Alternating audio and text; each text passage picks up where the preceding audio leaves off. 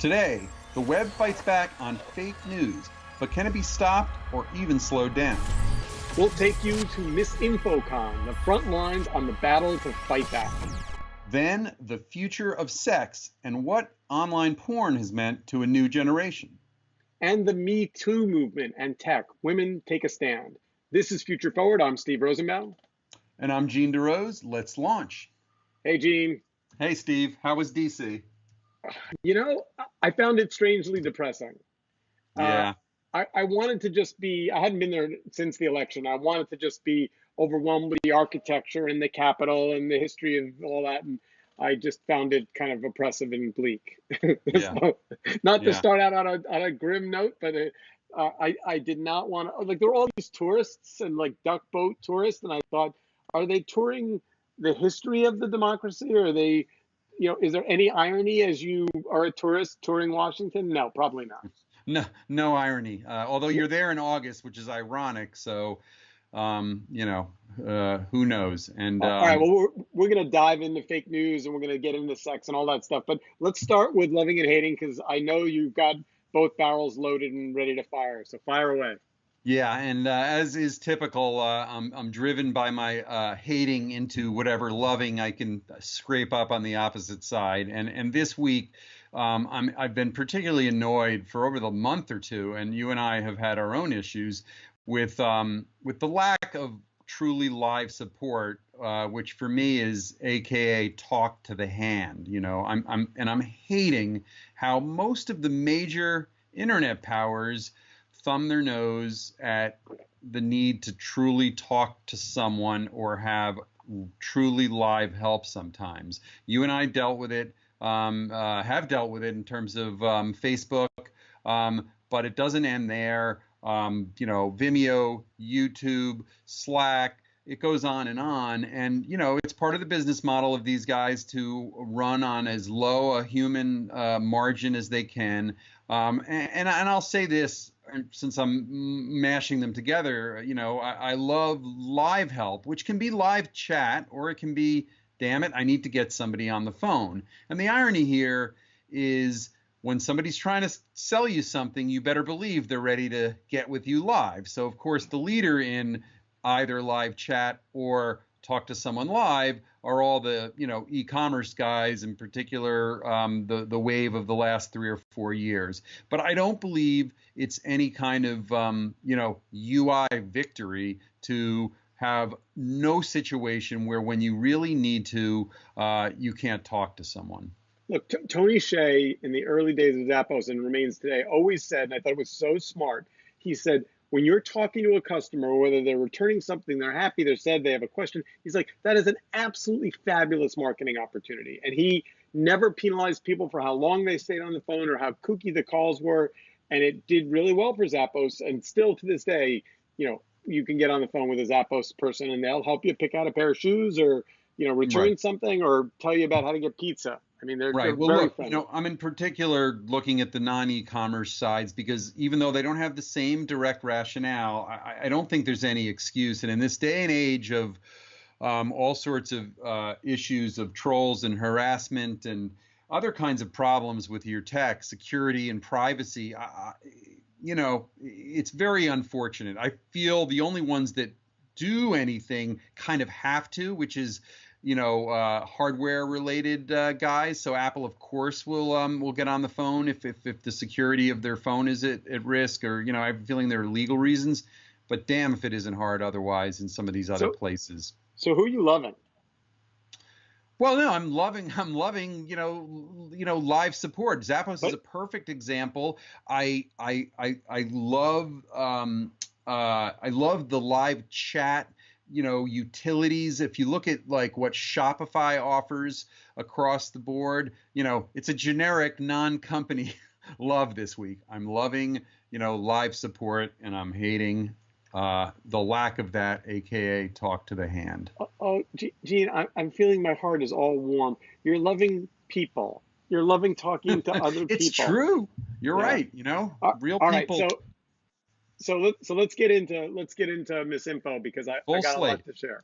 So I spent 2 days in Washington, D.C. at the 4th gathering of a group called MisinfoCon.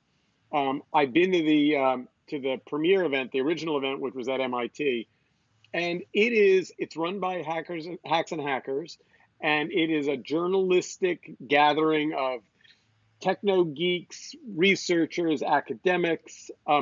Surprise attendee this year, which I'll tell you about. But when I went a year ago, it was this very frothy, kind of optimistic, we're going to use technology to kind of take on, they don't call it exactly fake news, but it's misinformation. And would you say that, I mean, because I feel like the fake news, Trump kinds of issues, have swallowed up what already was an independent idea 4 years ago. A year ago, people weren't wallowing in despair about that, or had the connection not kind of solidified? Connection. So if you think about the 12 months between the two events, Trump had teetered around fake news, but he hadn't adopted it as a dog whistle in the way that he currently has. Right. And you weren't sitting there at that conference thinking a year ago that, we lost this election because we lost control of the information flow and all that stuff. It wasn't like that. No, it was, if I remember correctly, and it was a very long time ago in terms of tech years, it was more a bunch of bad actors are pushing bad buttons, but we can identify them, and we can adopt best practices and new technology to kind of get in the way of this thing. And I didn't feel that this year. The volume has gotten louder. The problems have gotten more egregious. The complexity has gotten more complex. I mean, everyone was still building tools and building systems and, doing academic research and trying to find out how to track, bots and trolls on Twitter, and all that stuff was still happening with the same kind of intellectual fervor. Right. But in my mind, anyway, I didn't come away like it felt to me, and this was not the sense of the room, so I'm an outlier, I think. But it felt to me a little bit more like a game of whack-a-mole than it did a year ago. Yeah, no, that makes sense. And in a way, the world has caught up and overwhelmed this topic. So it must feel like very ominous to people that are living that every day. So there was a really good recap of the event by Mika Sifre on Civicus, which is the Civic Hall blog, and I will put that up on the in the show notes for people who want to read it.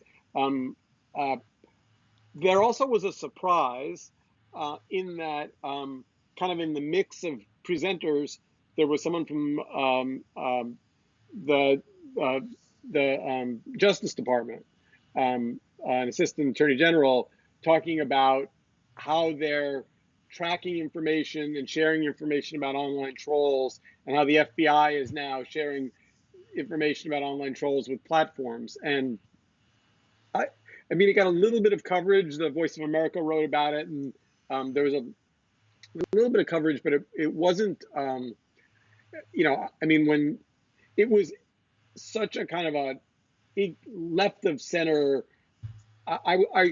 it was a little surprising to me to have that person stand up in the room and be like, wait, like, I don't know. Right. It was, there's no headline from that except, the government knows it's a problem and they're trying to fight it too. And the story that we're doing in the context of this topic with the FBI and online trolls, that's what this announcement was about, or kind of unrelated happening in parallel?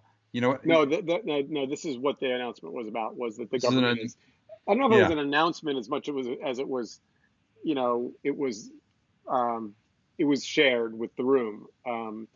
Well, that's funny that you say that, because reading the story, not having been there, it does feel kind of like news, or a little creaky window opening of transparency into what is happening, or maybe stuff that we kind of hoped was happening in terms of how you go about this. I mean, is that why it was less news? It's like, sure, yeah, people are talking about this. They're trying to figure it out. They're trying to track down trolls and things like this. But, there's no solution in it, is there?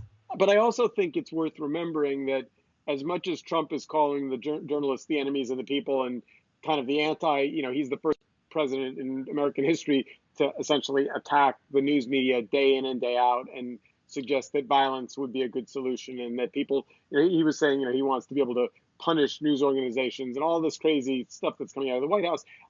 The entire federal government is not aligned in that pursuit. Right.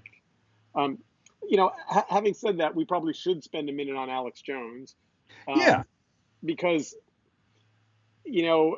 it was a rare and unusual moment for all of the platforms, with the exception of Twitter, which we should talk about, to essentially line up and go, you're banned, you're banned, you're banned, you're banned on Spotify, you're banned on YouTube, you're banned on Facebook. Kind of you're out of the public domain. Yeah. A big deal. And what I don't know or understand is it couldn't possibly have happened without them deciding we're going to all announce this together, even though we're competitors and everything else. Principally, it's Facebook and YouTube with a few things behind it that are less significant. But it doesn't mean that he's not online anymore. It doesn't mean that people aren't going to keep posting links to this or that. But I don't know. I mean, this is a big deal, but what happens next? And does it really mean he's stopped? So wait, you really think Susan called Zuckerberg and they had like a late night phone call and said, we're going to push the button? And he said, yeah, me too. You really think that happened? I think at some level it had to have been that way. There had to have been some cover, mutual cover for this, or it has been dealt with for a long time. Or see, what we have to kind of separate out a little bit that gets very hard here is the difference between kind of hate speech and fake news, truth news, sourcing and stuff like that. And this is the former. And so to me, that's not theoretically, it's not a judgment call. It's a crime that when it is done should be erased. So it could have been triggered independently, but pushed on both of those, where one would be left hanging if they didn't do the same. But there's mutual cover. I can't imagine that on the same news day, these things just coincidentally happen to have happened. So, but the question, but this goes to one thing that I think is really important, which is it's the people that share these things and what it really means to go viral. That is as much the engine of this stuff as the original person or the source or whatever else. And I'm not sure we have laws in place that even have the ability to get through some of this stuff. So let's just talk about Twitter for 1 second. Like, yes. Do you think they made the right decision staying quiet? I mean,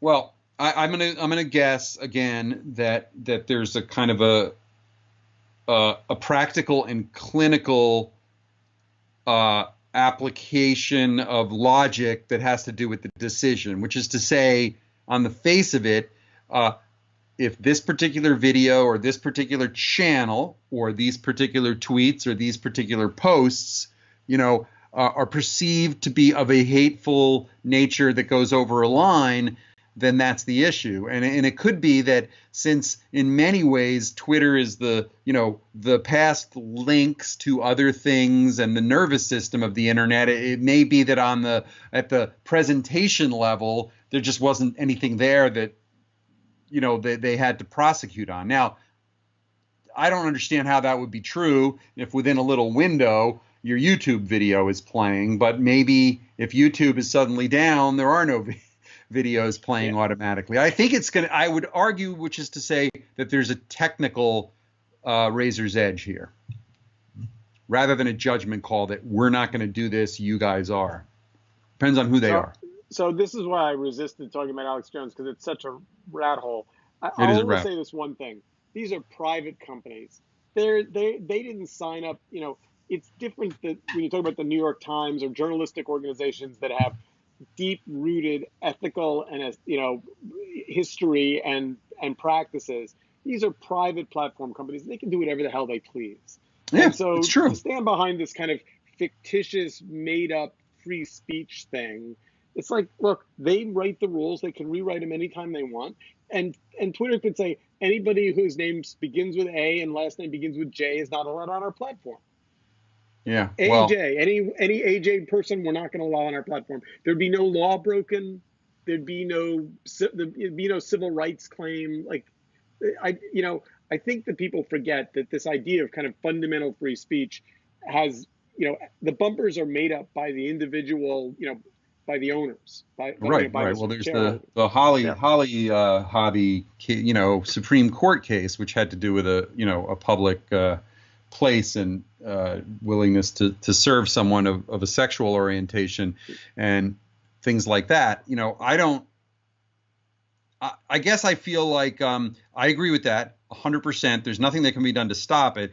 But these largely public, open town square kinds of places like YouTube and Facebook, it's very important to them, and it's very important, honestly, as a critic of them, that they're doing it on the basis of something that is not political decision, but is something that goes over the line in terms of hate speech or untruth or whatever. So yeah, all right. So we're gonna look. I own a store, and I choose to stock this brand of cereal and not this brand of cereal because you know what? I don't like this brand of cereal. I don't think my kids should have to eat.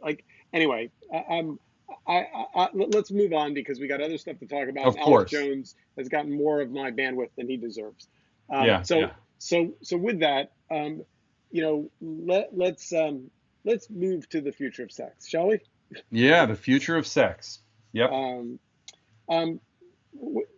Tell me why, you think where is the thing that's different between your generation and our kids' generation? What do you think has changed? Well, we presented it, and the source material that we're going to show people certainly set it up that way. But I'm going to start with a disclaimer that things aren't significantly different, except these people grew up then, we grew up, a much earlier then. And so psychologically, what we know without being, doctors or scientists ourselves or shrinks is that, a lot of things are hardwired into your brain in the impressionable years. And for us, the impressionable years, different kinds of access to sex, to porn, to discussions of sex, to sexual values and identity were there. So, but that being said, we're all living on an internet where there's a profound, preponderance and lots of addiction to things like online porn. And so we're affected to different degrees. But by the way, do you think that should be limited? Do you think that we're missing, a legal barrier? That is such a hard one because the quotes. That's why I shot it at you and didn't answer it. Yeah, the quotes in the New York Times, I believe the Times Magazine article, I can't remember which one, started with this kind of general assumption that, people are 18 or 16 or something the first time they see porn. And I experience porn. And I think the sad truth is no. It may only be a quick flash of something. Actually, that's bad. I didn't even mean that as a pun. But people are clicking on I am 18 or not. And other than that, anyone has access. And our children that are 7, 8, 10, 11 years old can very easily stumble onto this stuff all the time. And to me, that's a sad and frightening thing. It goes back to stuff we talked about 6 or 8 months ago in terms of, the role of parents and children growing up. And so I would put off the legality thing to the side because free speech, everything else, it's going to be there. It's a $15 billion industry. The question is, are we really doing a kind of a damage to people that are growing up with certain kinds of identities? And I would line it up with the broader culture and video games in the same way. We just are desensitized to things like sex and violence, and this is what happens in the internet. So to me, the thing I guess that doesn't get talked about is whether or not pornography, as it's presented on the internet, is actually what real people do, or whether or not it's this fiction that sets up expectations that are in fact just not real. Yeah. It's just at a general level, it's all of the issues about people photoshopping models so that they have body images, I'm just about in regular fashion photographs that are simply not attainable by human beings. Yeah, and behaviors and things that happen in these, fictitious or extreme situations. And I think you're right. We know for a fact that there's at least the capacity to change the actual behaviors in reality based on behavior modeling that they're seeing in a way that, this is long before the very scant birds and bees discussion that anyone ever gets at a certain age. So we cannot deny that. And I think that there's great damage. And we talk about the Me Too movement, which we're going to come to in a second, but there's no doubt about it that the objectification of women or physical bodies, period, is rampant and is part of a psychological, impression that is oppressing children of all ages. So when the Telegraph writes that pornography is, quote, rewiring our brains, does that seem like it's overstating where we are? I actually think that they're speaking as people more of our generation when they say that, and it could be that there's a little bit of that going on. We're talking about wiring, not rewiring, right? Because you've got whether they're 8, 10, 12, 16, or 18, children do not have a lot of exposure to this stuff until they do, and then they get wired in a certain way. So I think that that other than that semantic distinction, what we just discussed the last 5 minutes is true. What's presented is presented, as a norm. The whole idea that isn't even necessarily related to porn of self-expression and exhibitionism and documenting your life, which in many ways can be harmless, is still a dramatic difference than the way we lived our lives and grew up. So it's a tough one. There's kind of a weird, but I think relevant kind of transition into the Me Too conversation, because it really does have to do with, the way men and women treat each other and kind of being more explicit about, what is accepted and what is, coercive. And, it's been interesting to listen to a lot of the older tech leaders essentially say, well, that's just the way things were.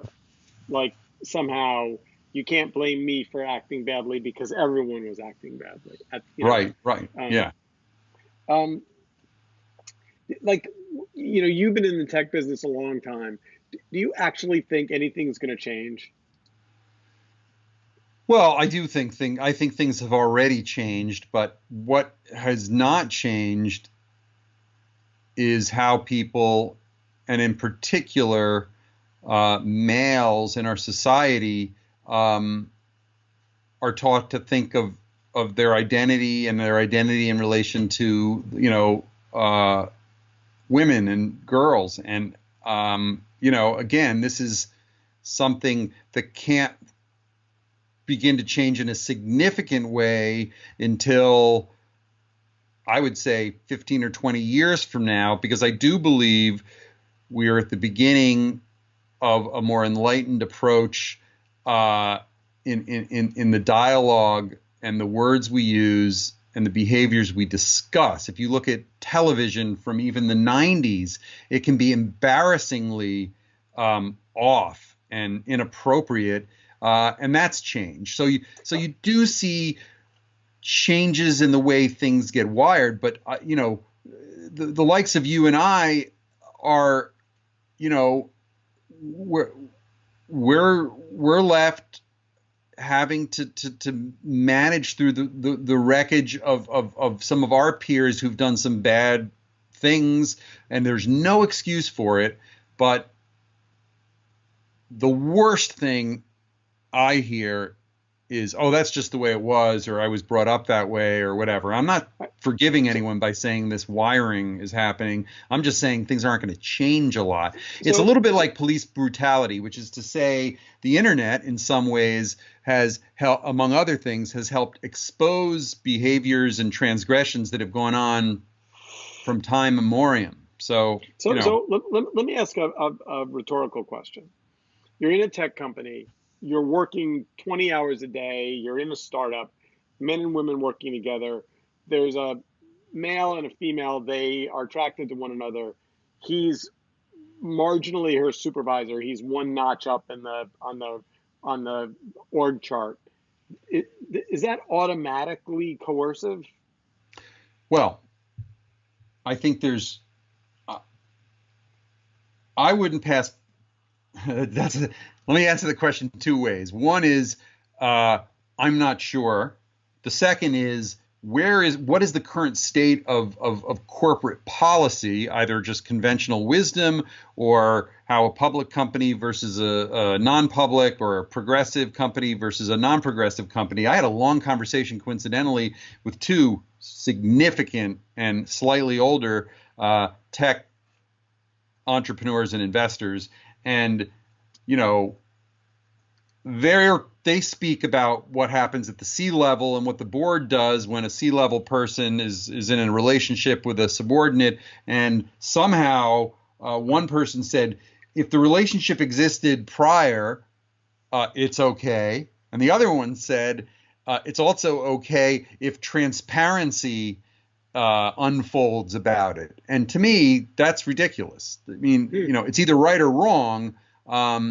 Previously existing relationship, I get up to a point. Should we hire this man to be a marketing director when he's married to the CEO? Who happens? I don't know the answer. But things have changed, and we certainly know it's HR policy generally says these things are verboten. Yep.